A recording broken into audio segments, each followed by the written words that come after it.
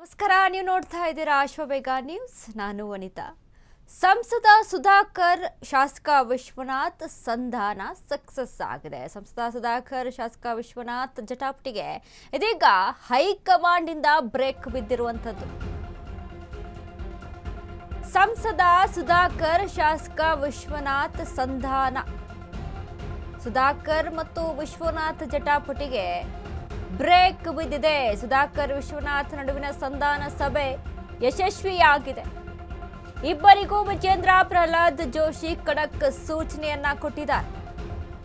ಉಭಯ ನಾಯಕರ ಕಿತ್ತಾಟ ಕಂಡು ಬೇಸರಗೊಂಡಿದ್ದ ಆರ್ಎಸ್ಎಸ್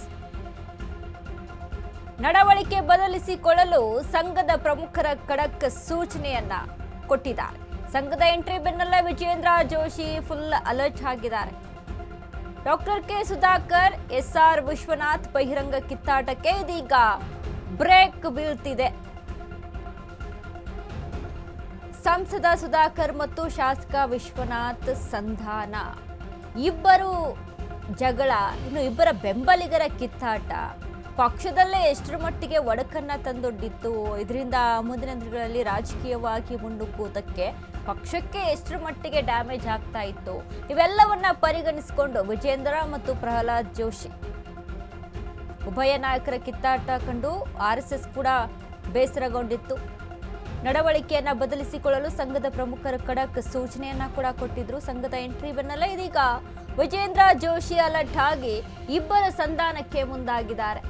ಬಹಿರಂಗ ಕಿತ್ತಾಟಕ್ಕೆ ಇದೀಗ ಬ್ರೇಕ್ ಬಿದ್ದಿದೆ.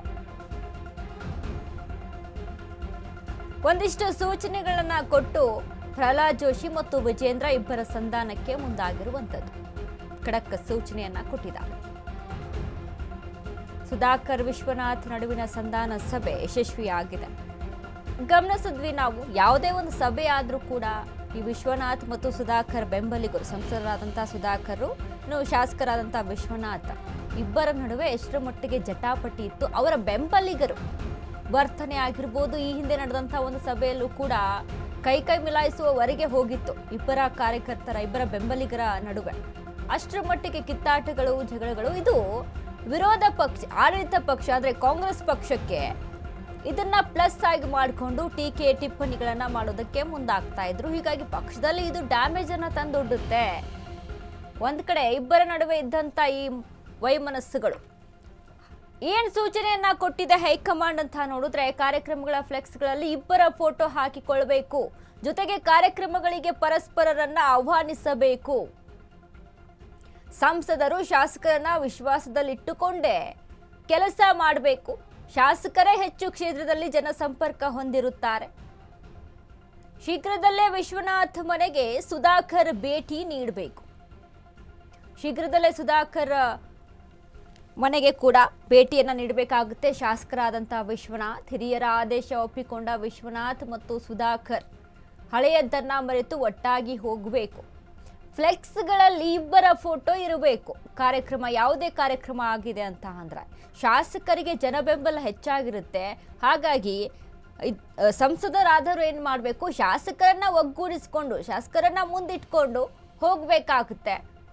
ಒಬ್ಬರನ್ನೊಬ್ಬರು ವಿರೋಧ ಮಾಡ್ಕೊಂಡು ಅಲ್ಲಿ ಒಬ್ಬರನ್ನ ಬಿಟ್ಟು ನಾವು ಒಬ್ಬನೇ ಅಲ್ಲಿ ಹೋಗ್ತೀನಿ ಅಂತ ಅಂದರೆ ರಾಜಕೀಯವಾಗಿ ಮುನ್ನುಗ್ಗೋಗೋದಕ್ಕೆ ಕಷ್ಟ ಆಗುತ್ತೆ. ಸೊ ಹೀಗಾಗಿ ಮುಂದಿನ 2028ರ ಎಲೆಕ್ಷನನ್ನು ಮುನ್ನೆಲೆಗೆ ಇಟ್ಕೋಬೇಕಾಗುತ್ತೆ. ಜನಗಳನ್ನು ಯಾವ ರೀತಿಯಾಗಿ ತಮ್ಮ ಹತ್ರ ಸೆಳಿಬೇಕು ಅನ್ನುವಂಥ ನಿಟ್ಟಿನಲ್ಲಿ ಇಲ್ಲಿ ಕೆಲಸ ಮಾಡಬೇಕಾಗುತ್ತೆ.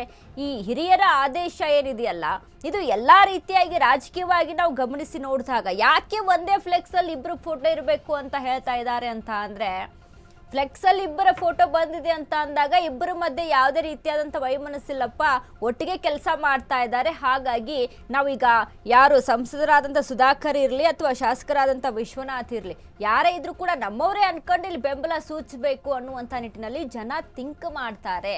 ಜನಗಳ ಬದಲಾವಣೆ, ಜನಗಳ ಯೋಚನೆಗಳ ಬದಲಾವಣೆ ಆಗುತ್ತೆ. ಅಲ್ಲಿ ಜನರ ಏನು ಥಿಂಕಿಂಗ್ ವೇ ಇರುತ್ತಲ್ಲ ಅದರಲ್ಲಿ ಬದಲಾವಣೆ ಆಗುತ್ತೆ ಅನ್ನುವಂಥ ನಿಟ್ಟಿನಲ್ಲಿ ಹಿರಿಯರು, ಏನು ವಿಜೇಂದ್ರ ಆಗಿರ್ಬೋದು, ಪ್ರಹ್ಲಾದ್ ಜೋಶಿ ಈ ರೀತಿಯಾದಂಥ ಸೂಚನೆಗಳನ್ನು ಕೊಟ್ಟಿದ್ದಾರೆ.